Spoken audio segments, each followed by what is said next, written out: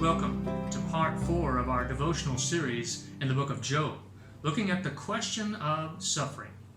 I'm Pastor Gregg of Grace Bible Church in Fort Worth, and I'm certainly glad to have you join us for these studies today.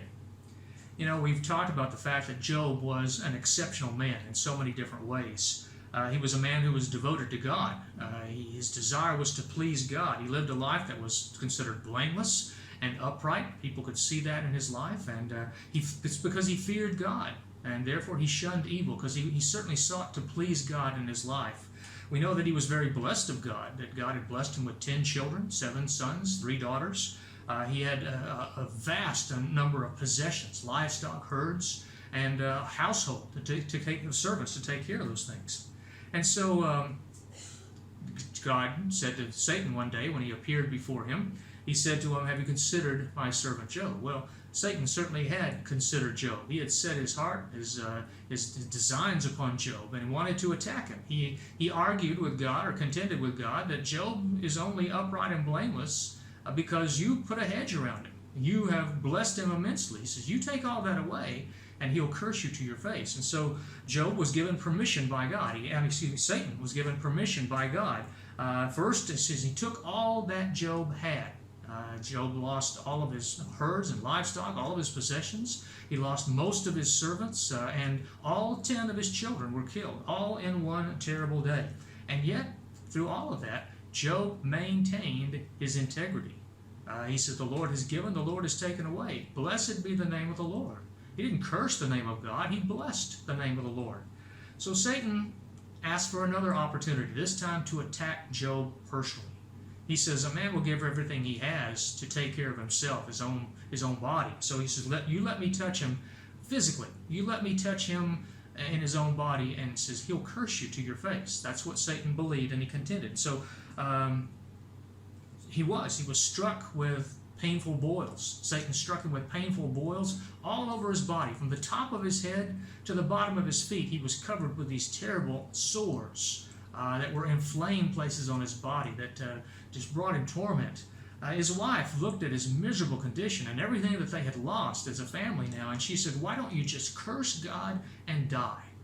Now, she didn't maintain integrity like Job did, but he did. He accepted this adversity from God. Shall we accept good from God and not adversity, he says? He says, we have to accept what God brings into our lives. And said, in all of this, it says, Job did not sin with his lips. He did not curse God as Satan believed he would.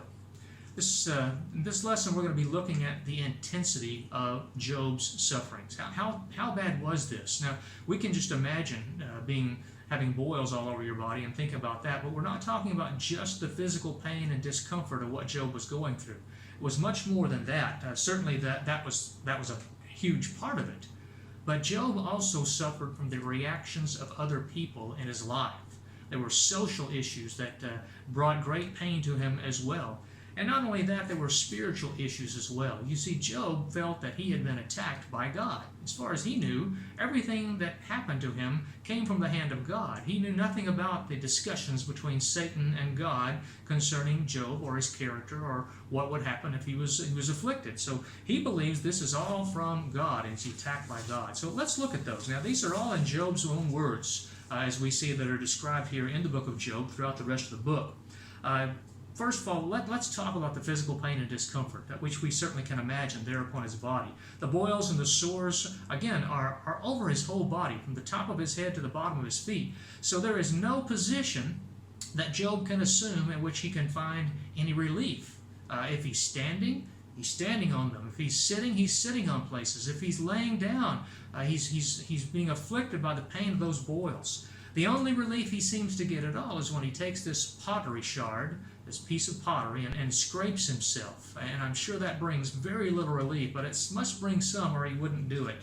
So, in Job's words, think about this. First of all, Job chapter 7, verses 3 and 4, he describes the sleeplessness. He had sleepless nights. It must have left him exhausted.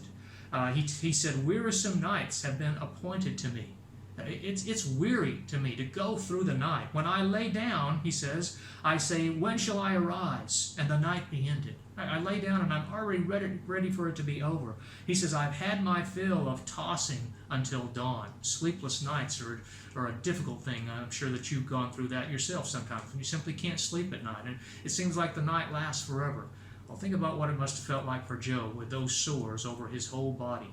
In Job chapter 7, verse 5, and in chapter 30, verses 16 through 20 and verse 30, he talks about the effect of these sores upon his flesh, upon his skin, and upon his bones. He said that, he put it this way, my skin, he says, is cracked and it breaks out afresh. The sores would break open and they would ooze. He says it grows black and it falls from me. His skin was blackened and falling off, and clumps of it, and so it affected his skin. He says, my flesh, he says, is caked with worms and dust. Now he's sitting in an ash heap, but you can see that he's being attacked by worms and by the dust that just clings to him. He's just physically a mess. He says, my bones are pierced in me at night. Appears to be an aching in his very bones, that as he probably burned with fever. All of these sores, I'm sure, caused fever and inflammation. And he said it, put it this way, my gnawing pains take no rest.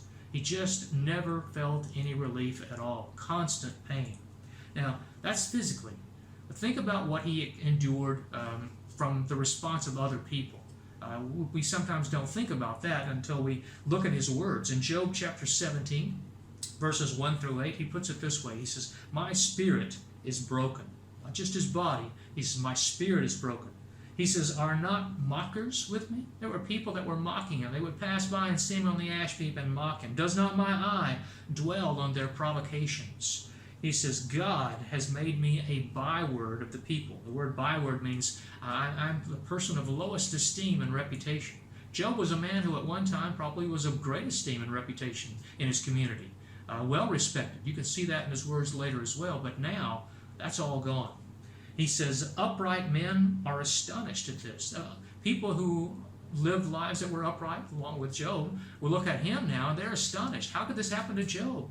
They thought that he must have sinned. And so he says the innocent are stirred up against the hypocrite, because that's what they looked at him as. They looked at Job as a hypocrite. Otherwise, these things would never have happened to him. In Job chapter 30, verses 1 and verses 8 through 11, he says this, and this is speaking about those who mock him. Those who mock him included, number one, men younger than I. Job was an older man, a more mature man. He says, younger men than I are mocking me. The men whose fathers I disdain to even put in charge of menial tasks. In other words, these are not high-born men at all. These are not well-respected men. They're sons of fools, he said. Sons of vile men. Men who are scourged from the land. He said, the sons of outcasts and foolish men, that's who's mocking me now. He says, I am their taunting song. I am their byword. They abhor me. They detest me. They keep far away from me. They do not hesitate to spit in my face. Think about that. That's kind of one of the worst insults you can go through. They didn't hesitate to come up and spit in his face. He says, they've cast off restraint before me. The taunting, the mockery, they would do anything because they figure and they assume that he's one of the lowest of individuals. Otherwise, this wouldn't have happened to him. In Job chapter 19, verses 13 to 22, Job talks about even his family and his friends avoid him. It says, God has removed my brothers far from me, and my close friends, they have forgotten me. He says, my servants, and this is the few that did remain for him. He says, they count me as a stranger. He says, I call my servant, but he gives me no answer. He says, my breath is offensive to my wife. She doesn't want to be around me at all. He says, and I am repulsive even to the children from my own body. Now, obviously not his children, so this must be his grandchildren. He says, I'm repulsive to my own grandchildren. Now, those of you who are grandparents, think about how that would feel to you. He says, those I love have turned against me. Job's worst affliction, though, probably came from the feelings that he had toward God. Now, these are Job's feelings, but he feels like he has been unjustly afflicted and that he has been abandoned by God. In Job chapter 6, verse 4, he says, the arrows of the Almighty are within me. He says, my spirit drinks in their poison. The terrors of God are arrayed against me. He felt like that God had sent all these things into his life, that God had made him a target for poison arrows. Job chapter 10, verse 2, he asked the question. He said to God, he says, show me why you contend with me. This was what bothered Job maybe the most, is he didn't know why this was happening to him. It didn't seem right. He was a blameless, upright man. He feared God. He shunned evil. He was thoughtful toward his children and toward his community. Job chapter 7, verse 20, he asked, have I sinned? He says, what have I done to you? Why have you set me as your target? And that's what he felt, that God was using him as a target. Why, he says, do you hide your face? Job 13, 24. Not only was he felt like he was a target of God, he felt like God was, in a sense, abandoning him, ignoring him. He says, why do you hide your face from me? He says in Job 30, 20, I cry out to you, but you do not answer me. Job was crying out continually to God to know why this had happened, what he had done to deserve it, and yet there was no answer from God whatsoever. And it just afflicted him in such a terrible way. Job's sufferings were extremely intense, more than maybe you thought about when you think about all the things that he experienced. They affected every part of his life. They tormented him. He was tormented body, soul, and spirit by the things that had happened to him. And again, not knowing why or where it came from. And how long did it last? Well, it went on, it says, for months. Job chapter 7, verse 3, he says, I have been afflicted, I have been allotted months of futility. He says, I'm living a vain, an empty, a meaningless existence. And he didn't know why. But Job did have 3 friends who did not abandon him. And they appointed a time, and they came to be with Job, to sit with Job, to mourn with Job, and to comfort Job. I hope you will join us for our next study, and we will look at these 3 friends more closely and look at the beginning of the discussion and debate between Job and these 3 men about what had happened to him.